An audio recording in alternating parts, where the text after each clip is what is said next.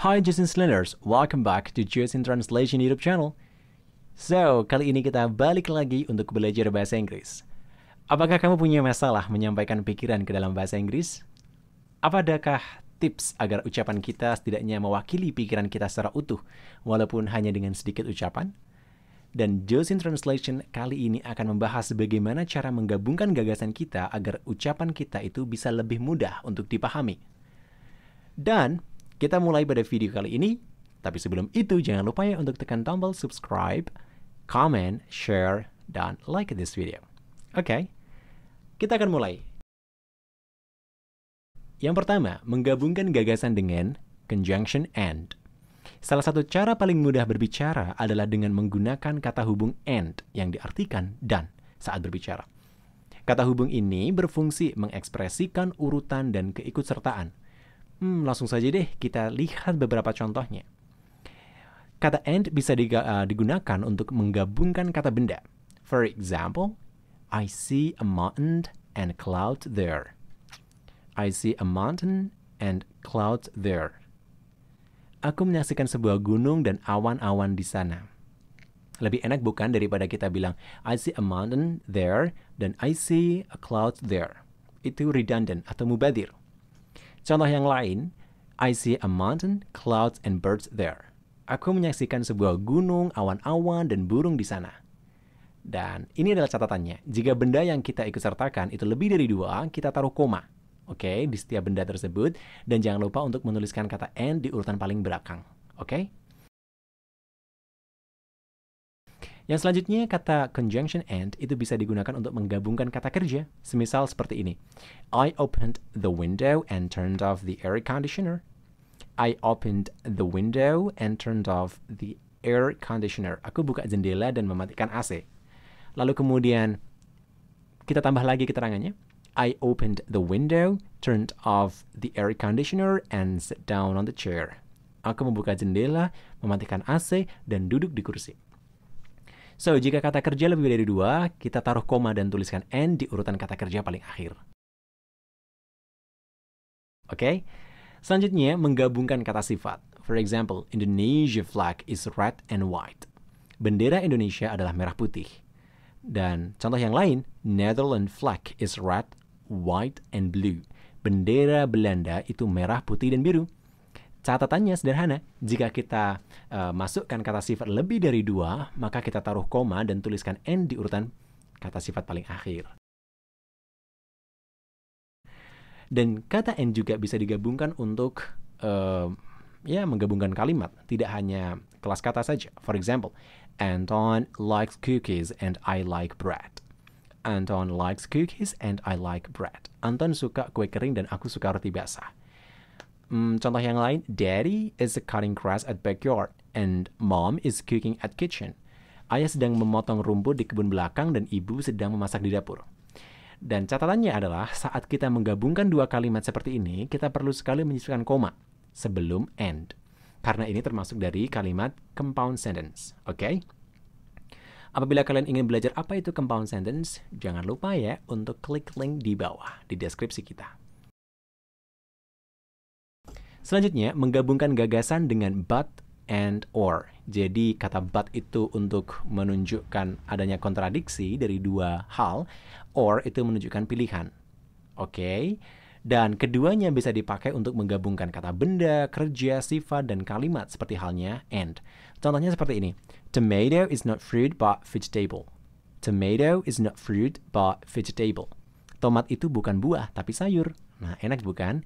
Lalu kemudian, maybe I will have day off on Monday or Wednesday. Mungkin aku akan punya hari libur di hari Senin atau Rabu. Contoh yang lain, I went to bed but couldn't sleep. I went to bed but couldn't sleep. Aku beranjak tidur tapi nggak bisa tidur juga. Lalu selanjutnya, do you buy or sell something at market? Apakah kamu membeli atau menjual sesuatu di pasar? Lalu, the weather is not sunny but burning. Cuacanya nggak cerah tapi panas banget. Lalu kemudian, is lemon sweet or sour? Apakah lemon itu manis atau asam? Selanjutnya, I didn't celebrate my birthday, but my girlfriend gave me a gift. I didn't celebrate my birthday, but my girlfriend gave me a gift.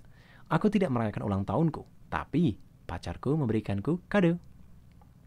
Lalu kemudian, do we have a test tomorrow or is the test next week? Apakah kita ada ujian besok atau ujiannya minggu depan? Selanjutnya yang ketiga, menggabungkan gagasan dengan so. So adalah kata hubung yang berarti jadi. Nah, kata hubung ini memiliki arti menggabungkan dua kalimat yang saling beralasan. Kata hubung ini lebih sering digunakan untuk menggabungkan klausa atau kalimat aja. Contohnya seperti ini. I am hungry, so I take some food. Aku lapar, jadi aku ambil makanan. Atau contoh yang lain, it's getting cold, so I put on my jacket. Mulai dingin, jadi aku pakai jaket. Selanjutnya, Dinar studied hard, so he passed the test. Dinar belajar giat, jadi dia lulus ujian. Selanjutnya, she's craving for vacation, so she plans to go out town this week. Dia ingin sekali liburan, jadi ya dia berencana keluar kota minggu ini. Catatannya selalu sisipkan koma ya, sebelum kata depan, so, karena termasuk apa? Compound sentence. Daftar sekarang juga program fundamental dari Josin Online English Course. Program yang akan membantu kamu belajar bahasa Inggris benar-benar dari dasar. Dengan mengikuti program ini, kamu akan dapatkan berbagai macam benefit, mulai dari waktu, sistem belajar, dan juga tutor yang berpengalaman. Tunggu apa lagi? Karena kamu butuh belajarnya saat ini, maka... Selanjutnya, menggabungkan gagasan dengan but and. Dalam konteks menggabungkan gagasan, kita bisa saja berada pada situasi di mana kita ingin menggabungkan dua ide yang bertolak belakang atau sama. Contohnya seperti but. Yang pertama, perhatikan kalimat berikut. I don't like watching TV, but my sibling does. Aku tidak suka nonton TV, tapi saudaraku suka.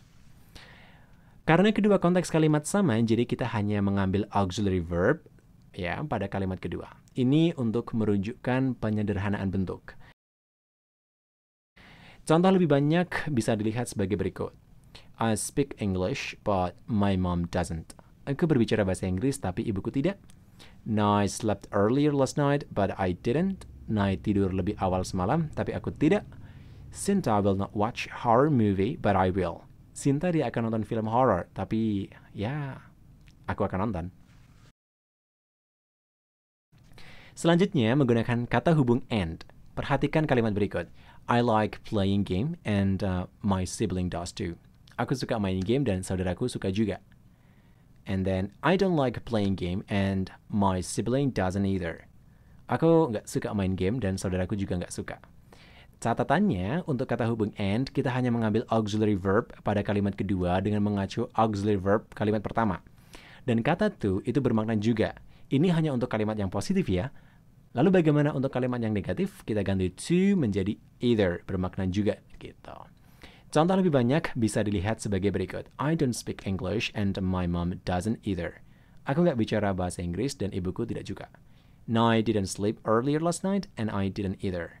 Nai tidak tidur lebih awal semalam dan aku juga enggak. Sinta will not watch horror movie and I will not either. Sinta tidak akan menonton film horror dan aku juga tidak akan. Mudah bukan? Apakah sudah cukup? Belum. Josin akan berikan lebih banyak cara menggabungkan gagasan. Kali ini kita akan menggabungkan gagasan dengan because. Kata because yang berarti karena, ini digunakan untuk menggabungkan ide sebab dan akibat. Perhatikan contoh berikut.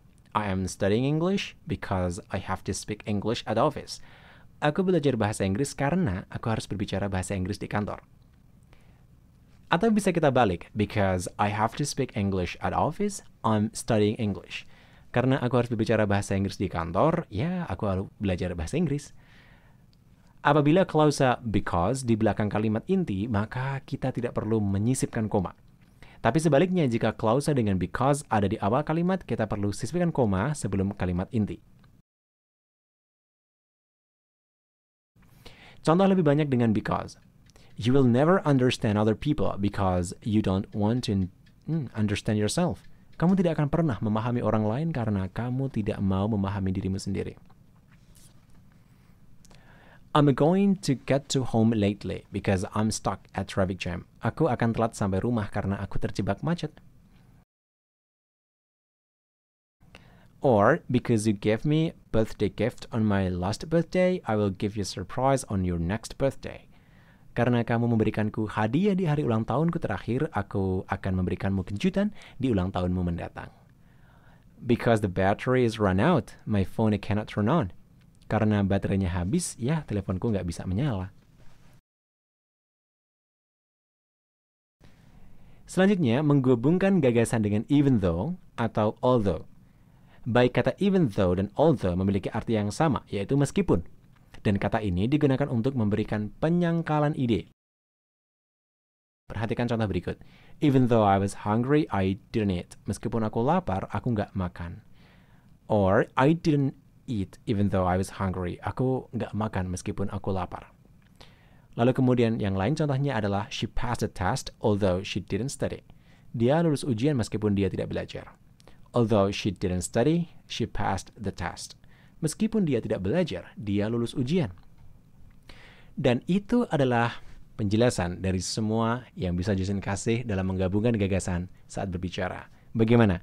Dengan begini, Justin harap kalian bisa lebih mudah dalam mengekspresikan gagasan dan ide dan tidak terkesan mubadir dalam merangkai kalimat dan dalam bahasa, sehingga ya penggunaannya lebih efisien dan lebih efektif. Itu saja yang bisa Justin berikan dan semoga kalian suka dengan videonya dan semoga juga video ini membantu kamu. Kita akan ketemu lagi di video yang lain dan tentu saja kita nggak sabar untuk terus memberikan kamu materi-materi yang keren dan juga bisa dipakai applicable. Okay, thank you so much. See you international and sociable people. Bye then. Dah.